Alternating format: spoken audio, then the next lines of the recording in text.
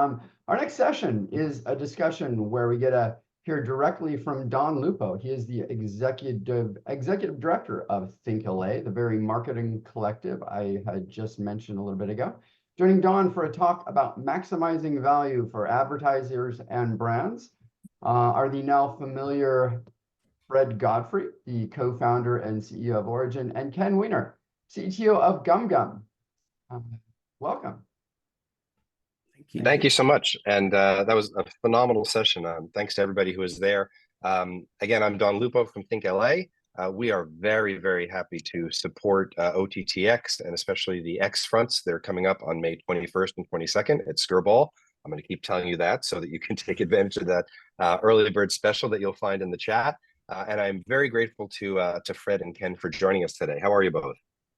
Very good. Thank you. Thank you. Thank you so much. So what I want to discuss is how fast an AVOD can best add value for brands on channels and platforms. As we've been discussing, fast is the new TV. It's easy access across platforms. It's a great bargain for viewers with plenty of choices. So let me start with Ken.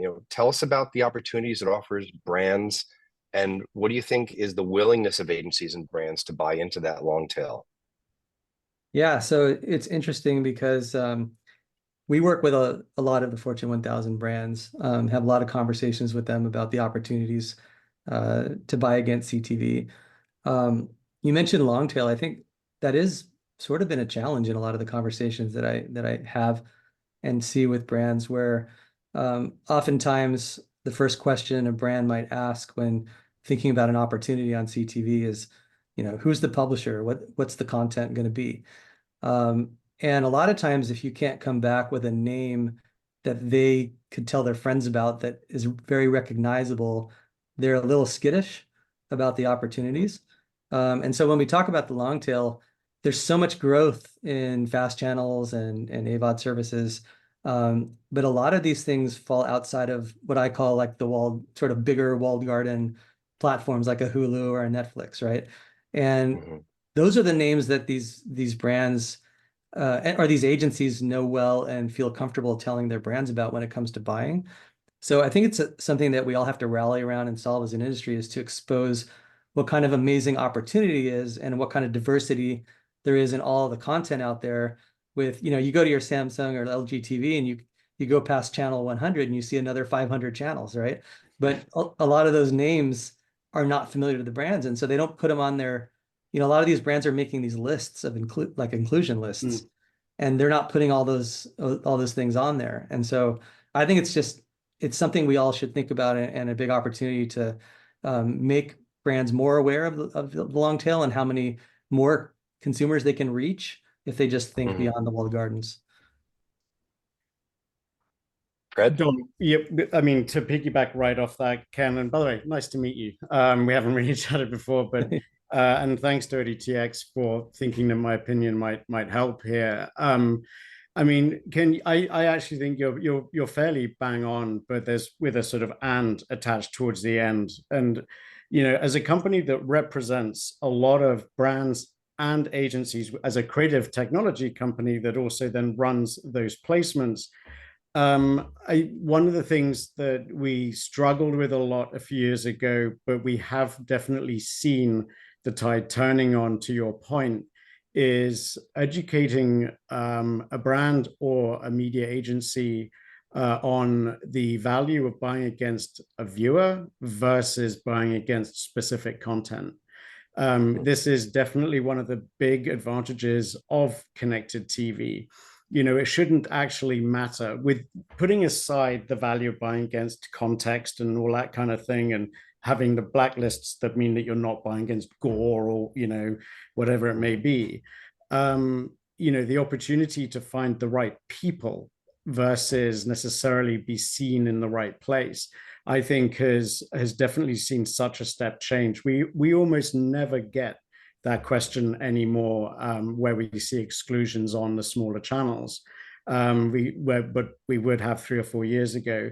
But then again, I think that's because there are certain brands that we've worked with solidly for 4 years who have seen that value. And I think the fact that they continue to return and continue to trust us, I think speaks to that fact. And I think that is where a lot of the value is now being seen. I'm not saying over target. We talk a lot about that, like you don't need to, but that I think is one big rule, and it is starting to change, but there's still a long way to go. Yeah, I would say also, like, I agree with you that getting them to think about reaching people across various types of content, but it's also even just how they define content itself. Like, for example, if they define content as the specific app and the specific episode of a TV show, that's where they can be limited. But if they can think of content more broadly in terms of just understanding what type of content, that opens up the opportunities to go beyond just those specific, titles that they're looking for. So, if they want to align a cooking product with cooking content, instead of just trying to find the episodes of a certain type of show, they should trust, people with technology that can look for that type of content throughout all of the long tail and not be so hung up on a specific title. Yeah. Well, and I think there are also there are all the associated channels that might be related to that. Somebody who's involved in cooking might be interested in some other type of content. So do you feel that that's an awareness issue for the industry in terms of educating agencies on what's possible via viewers and ethnographic data, or what's the best practice there? I mean, if I can jump in, but Ken, I'll keep this brief. Like, I think that education across the board, towards agencies and brands is going to continue to be the most vital thing that happens, even though, again, like, it is improving and increasing. Look, I mean, we're no longer having that discussion about teaching people the difference between CTV and OTT, right? So that's a good step forward. But the problem is that every time, we think we've learned enough or what we need, something evolves or changes or morphs, and that then also needs to be, sort of taught against and practiced and guinea pigged. But I think that's the most critical factor. And then also having an agency or a brand trust people who are coming to them with, wacky or zany ideas or other approaches, and not just relying on, looking at case studies that may show fantastic numbers, but actually taking the leap. There are a number of brands we work with where we say what we're going to do might fail, right? But we don't know yet. And I think that's where, again, you get the difference between the folks who are prepared to take the risk in progress and who would rather play it safe. And I'm not saying there's anything wrong with the folks that want to play it safe, but it's not how you're going to stand out anymore. Yeah, I think it's also trying to shift a conversation with an agency to what success really looks like for a campaign and why. Like, the fact that people want to run a campaign and only run on Netflix and Hulu just to have the vanity sort of list of recognizable names aren't getting to actually what the outcome they're actually going for is, right? Like, if they're trying to sell a product, they're trying to raise brand lift or brand awareness. If they can shift the focus of it on achieving those metrics, then they should be more open to exploring the larger universe that we have out there. Yes, which is the whole other topic. I think, Don, we should really let you join and like help lead, but Jesus, that's a big discussion, right? All of that, the benchmarks and the changes and the perceptions and requirements of traditional TV versus new TV. Well, and when you take it from an education aspect, I would love to know what you think those best practices are going to be for agencies to make their brand. There's always the issue of brand safety. They're always going to be concerned about that. But what are the best practices for agencies when they're working with these new platforms? How do they best advocate to their brands, to their clients, that these are viable opportunities? I mean, I went first last time, Ken. If you want to run with this, and I'll follow up. I don't know. I mean, there's a lot of things that an agency needs to do to advocate for their brand. They really need to understand the brand's mission and values and their vision, and try to find a way that they can bring that to an audience. And I believe it should be in a way that not only is reaching the right person, but really understanding the actual mindset that that the people are in when they're viewing content. So, Yeah. I mean, you know, at GumGum, we invest a lot into contextual technology and trying to understand a user's mindset, because there's just so many things that are going on when you're watching a program, right? Like, a lot of people are stopping at like what is the episode title or something, and I think it should go deeper than that. Like if you're watching a movie, there are, you know, a lot of things going on scene by scene within a movie, right? Like there should be, we have this opportunity in CTV where it's a digital environment where technology can analyze the content as ads are serving or before ads are serving, where we can get really fine grained and go, not only is it like, is it cooking or is it sports, but like, what is the emotion of somebody who might be watching at that moment in the plot of the movie or something, right? So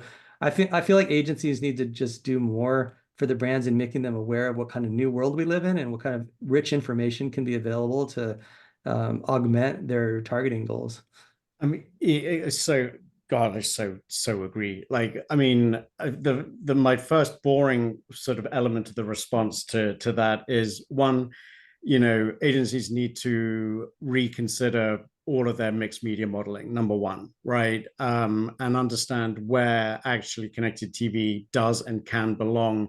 Again, if they're still learning and really far, you know, they're at the 101 stage, they still think they're looking at an awareness point of the funnel, but actually connected TV can and does go a long way deeper than that. So that's number one.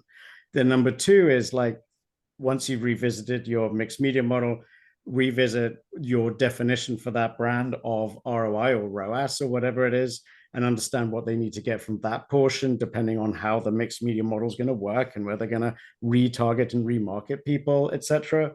And then number three, you know, to your point, Ken, like lean into everything that underpins TV2, as we call it at Origin, right? Like, and you're so bang on about sentiment, like, you know, like you're talking about cooking, right? You can have happy cooking and you can have Gordon Ramsay angry cooking, right? I mean, I'm a really big horror fan, right? And I will never forget this one experience. I ended up managing to repeat it, and I recorded it, where I was watching someone getting very elaborately, should we say, deleted.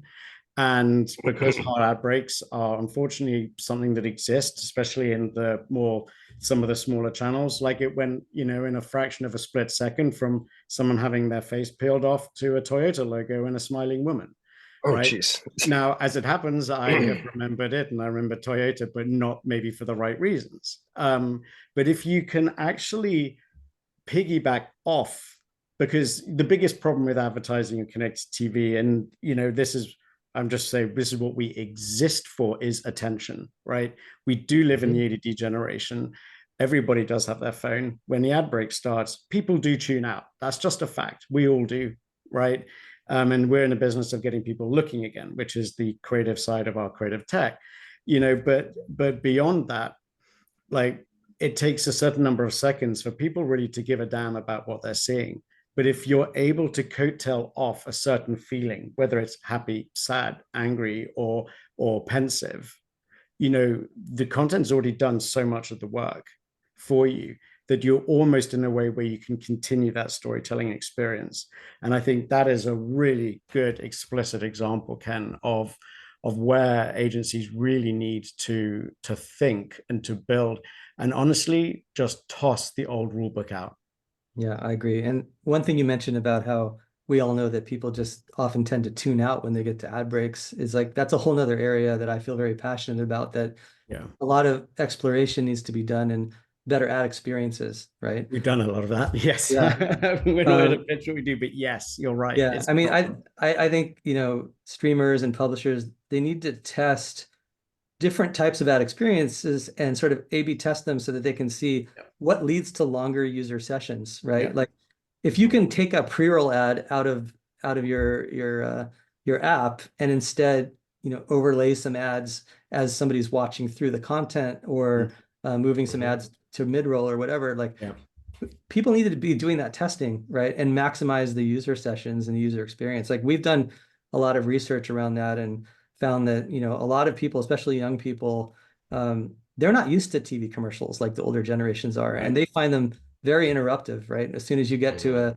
a pre-roll ad, you change channels, or you just want to switch or look at your phone or go to the bathroom. But why can't we, overlay ads and squeeze content back and surround it with advertising and do all that stuff so that it's much more friendly to users, and for brands, they're going to have their messaging in line with content where users are actively engaged. So you're going to see the attention go up and the brand recall go up. I think there's a coincidence. I don't think when, the OTT.X guys put us together, that I don't think they thought that we were so aligned on that. I know that panels can be very boring when people say that they're aligned. It's very typical scripty kind of crap. But the truth is that actually, I think it's important enough to emphasize that point entirely. Something we even write, it's on our homepage, right, is whose bright idea was it to bring a 75-year-old concept into the 21st century? Are you enjoying your movie? Well, hang on, we're going to stop it, right? And you're going to watch a bunch of things that are unrelated to each other back to back. We're going to get paid and you're going to buy all that stuff, and then you're going to get back to your movie, right? I mean, that worked when ads were invented almost a century ago. But and I'm not saying they don't work now, but this is now really, I think, Ken, you're leaning into the really progressive and important end of this discussion. How should a brand exist on TV, right? And how far beyond your comfort zone is an agency willing to look at that, to look at that existence? And that is where the success will be found and will be seen in the years to come. I mean, it's what we build our entire format. Our existence is that. It is, how do you bleed a brand's existence into the content and entertainment experience? Well, when you're talking about that kind of non-linear, the in-content ads versus the traditional ad breaks, and how that can be disruptive or can be a great opportunity for storytelling. What are those opportunities that brands are missing? Are agencies do you find agencies are just trying to place an ad to the right demographic, or do you see that opportunity for more custom content that's going to flow into the platform or the programming that they're utilizing? Well, actually, if I can carry on, and then Ken, I want to I think you asked a really smart question. What they're missing, right, is the other thing that comes with TV2 is the ability for us to tear up another rule book, which is that every audience and every demographic at every part of the nation should see the same ad, right? It's just not the case. It's not right. We've had 20 years now plus of having ads thrown in our faces that are incredibly relevant to where we live, perhaps, or what the weather is like where we are, and so as a result, that's the only thing that's almost able to get our senses tingling even remotely. So that needs to be spoken to. That needs to be considered by the agencies when they're building their creative strategies. It's like, well, look, what is it that's actually going to get someone's attention, right? Not just the bright colors, etc., but what's going to make them look up and go, that's crazy. That's us. That's me, right? And then you've got them. But then to do the other thing, which I think is getting really quickly and dangerously forgotten on the creative side, and again, we are at the creative side, is remembering what an ad's purpose is. It's to tell a story. It's to help people fall in love. It is to enable a kind of emotional, mental connection through which the creative is the most essential component, more so than it being targeted, and accompanied by the right mindset, the right sentiment. Yeah, I couldn't agree more. And traditionally, a lot of the opportunity to get more immersive integrated ad experiences have been difficult to achieve with technology without the right technology in place. So you were kind of forced to have a situation where, maybe a sponsorship is done with somebody, and they bake an experience or an ad into the program, but it's at the time of production, right? And then it's one, everybody would see the same thing. But things are different now. Now we have the technology to do more immersive and in-content type advertising, where every single impression becomes biddable auction. right? And if that's possible, you can take into account every possible piece of information you know at that moment, whether it's where's the user, where do they live, what's happening in the content, what's the weather, as Fred was saying. And all of those things can be standard inputs to sophisticated ad targeting, which can happen now. And to the creative, like actually into the, like that's been our bread and butter for the last 2 years, is how do you put real time or close to real time weather forecasts into the creative itself, as well as use it for the targeting. I mean, that's just such fun territory. And just imagine the application from there to sports betting, or just to live games, etc. Like there are some downstream challenges with it at absolute scale, but I mean the last campaign we ran had over 1,000 different creative iterations that were being refreshed every single day. Yeah, and now obviously I'm sure a lot of you are thinking about Gen AI and how that can play into creative generation, and it's just infinite amount of possibilities now for what you can do in terms of generating things on the fly and doing a lot of sophisticated multivariate testing. Yeah, exactly. So to both of your points though, is that part awareness issue? Is that part a budget issue on the part of the agencies? Like, we only have this much to spend based on our brand's budget, or is this a pure technology issue to make the most of those opportunities? It's definitely an awareness issue. I mean, something that we've seen, I'm sure, Ken, you've seen the same, is while yes, there is a massive gap, like there is, and I'm never popular for saying this, but there is a lot more supply than demand in connected TV today, regardless of how much it's growing. That's number one. There are 10 times fewer brands on connected TV than is needed to fill all of the beautiful air that is there waiting to satisfy every audience. But within that though, it's very much like the brands that are, their CTV spend is growing and growing and growing every quarter, every year. It's growing exponentially. But that's amongst the ones who are aware of what can be done. And throwing some of the really boring words out there, measurement, tracking, right? All of that, which is critical, is so very easy to do in a really multidimensional way that like they have a lot more touch. If they're a little bit nervous, they can watch it far more closely and see what's happening, which is all, but all of that needs to be known. Yeah. And I do agree with you that I think there's a lot more supply out there, but it kind of brings back to what we started the conversation on, is if people are limiting their universe to only a few of the most premium publishers, it doesn't seem like there's a lot of supply out there. And so right. Yes. I think what you see is on the advertising side, they feel like there's limited supply and the CPMs are pretty high because they're only going after a very small piece. But if you talk to people in the community, longer tail publishers, it might feel to them like there's just not enough demand. Yes.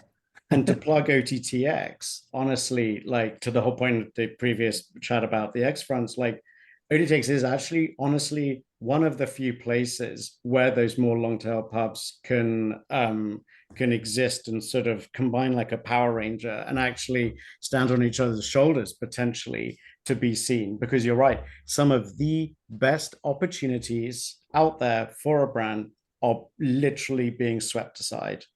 And that I think is probably the biggest crime of the whole thing, because they need the money to survive. And some of the bigger people, let's call them shmoo, don't so much, right? But also they got seriously high quality audiences, which is again like another part Don falls under the education remit, is define premium, right? Right. Premium does not come with a fucking logo. Premium is a lot more complex than that, but not actually complex. It's very easy. You just got to think about it differently, think different. I think that one's taken, but yeah. So then does premium mean the greatest reach? Does it mean the greatest engagement? What does that mean? To me, premium starts and finishes with the audience that you're looking for. And then sort of littered amongst it is the quality and the safety of the content that you're looking for, but that's premium. Premium inventory is connected to the person that you're going after, or the experience that you're looking to be a part of. It's not attached to whether it's a high budget platform or a rinky-dink startup, channel being built by someone who's very passionate. Like then there are some other logistical pieces. I'm sure, Ken, you'll be brilliant to follow up here, like other elements like short form versus long, and user generated versus studio quality, etc. But I think today premium is defined by, is it Hulu or is it someone else? And I think that's a terrible mistake. Yeah, I totally agree. I don't even have anything to add to that. Well, good. Well, I might get paid at the end of the day then. Well, there you go. We'll write the check right away. So I think one of the themes we've seen through here is that not all impressions are created equal. So how do we think more carefully about when and where and which impressions agencies are choosing to buy, and how do we get them to think differently, and how do we help them communicate that to their brands? Yeah, you go first, Ken. Sure. Yeah, I mean, I guess it's a question of just like what kind of targeting is available to you in terms of valuing different impressions that you have an opportunity to buy, right? So like the first thing I think people really need to do is like, what are they trying to maximize, right? Are they trying to maximize attention, engagement? Are they trying to drive visits to a website through QR codes, drive app installs? What is it? Like, start to be able to measure something, and then look for the impressions that are going to drive that outcome for you. But do it in a way that you're in an environment you feel comfortable in. It doesn't have to be Netflix and Hulu, but yes, it should not be misinformation, for example, if that doesn't align with your brand, or maybe you don't want your brand on a horror movie or whatever it is, but you got to have some baseline of what you consider a brand suitable environment, and then try to maximize that attention, and just make sure you're working with platforms and technology that can do that optimization for you. And that's how you can find the most valuable impressions. And then I really do think that people have to look at going beyond the format that they might have been thinking they're going to buy. Like a lot of agencies, they'll start with the asset, right? They'll go and create a 15 or 30-second asset, and then at that point they're just going out and looking for a channel to buy, inventory to buy. But like, they could take a step back and decide, well, what other kinds of impressions can I buy? Do I want to be in the EPG guide? Do I want to be an overlay within the content? Do I want to enhance my 30-second or my 15-second asset with more information to draw people in, like I think Fred is familiar with? So like there's so many ways of broadening the impressions, and then making your targeting more sophisticated and driving those outcomes that you're looking for. Yeah, so everything Ken said, and I'm not going to carry on because it will just fall way too far into me plugging Origin, so I'm going to avoid that. But what I will add is another piece of it, and again, it speaks to education and agencies just needing to know where to look to find trusted information. I mean, look at what was released last year, and I think sort of fairly suspiciously buried right between iSpot and GroupM, where they really exposed zombie viewing, right? And the idea that up to maybe, I think I'm spitballing this, 20-25% of connected TV impressions may have been running to TVs that were switched off, but with the box still, the stick or whatever it is still running. That's a problem, and that's a waste of money, right? As is knowing that your ads might be running on someone's TV, but it's at the back of a tire shop and it's been on for a month, right? Like all of this happens, and it's not necessarily disingenuous or deliberately fraudulent, but it is an opportunity and a place for buyers to use, again, everything that underpins connected TV to try to avoid. Like, I mean, something the only thing I'll say is something that we take great pride in is, we look at how long has a device been switched on, the actual connected device being switched on, before we will run one of our clients' impressions there. Because we work a lot with folks like TVision, which are the attention metric sort of standard, to go, right, well, we know that not only do we want to avoid the devices that have been on for a month, because they're obviously running in the background, or someone's turned off the TV but left the box on, etc., which doesn't happen so much anymore.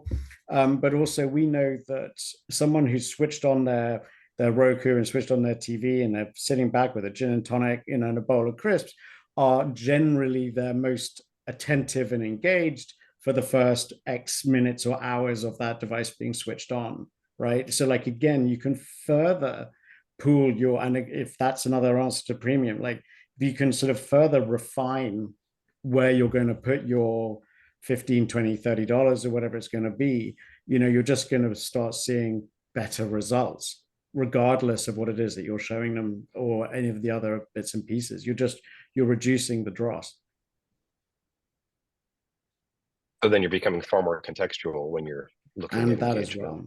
Yeah, you're just being smarter. It's just like, it's efficiency on steroids, and I think that is such a massive part of what Connected TV can do. And given how easy it is to track the delivery of a campaign, and if you're under over pacing, etc., like go out the gate taking some really crazy risks, not over targeting, but be really, really like about what you're going to buy, right? And see how you're doing. And if you need to open things up a little bit to flow more freely, then you're starting from the right end rather than starting at the end and working your way towards more effective placements. So then that becomes more of a process question for the agencies and we go back to education again. You're not just checking a box. You're being far more intelligent about how and where and when you're placing these ads. Yes, and it's critical. I mean, I think it's honestly, I think it's one of the reasons why we're still in business, because we're absolute dweebs about this kind of thing, and we're very proud of our portfolio of publishers that we buy from directly. And we're not meant to be, Origin was never meant to be a full service creative and media buying agency. That was never actually in our original vision. We make formats, right? We do fun things, creative stuff. But my God, have we been trusted continually with that? Because like, yeah, we nerd out over it. Simple as that. It's not my department, by the way. That's no. I'm on the creative side, I should point out. So don't ask me anything complex about it. Well, I want to thank both of you so much for this great discussion. I wanted to get into AI and how it affects everything, but we have run out of time. I'm sure there's so much we can talk about. I know GumGum has done extensive work on intelligent advertising. I know that Origin's guiding principles in raging the status quo, and I know how successful you have both been in achieving that for your platforms and for your brands. I want to thank you again for being here. Thank you so much for the phenomenal discussion. And I do want to remind everybody again, we are very proud to support the OTT.X X fronts on May 21st and 22nd at Skirball. I hope to see you all there. And thank you so much for making the time today. Thank you, Don. Thank you, Don. Nice to see you, Fred. You too. Pleasure. Cheers. Thanks, Eric. Bye. Thank you.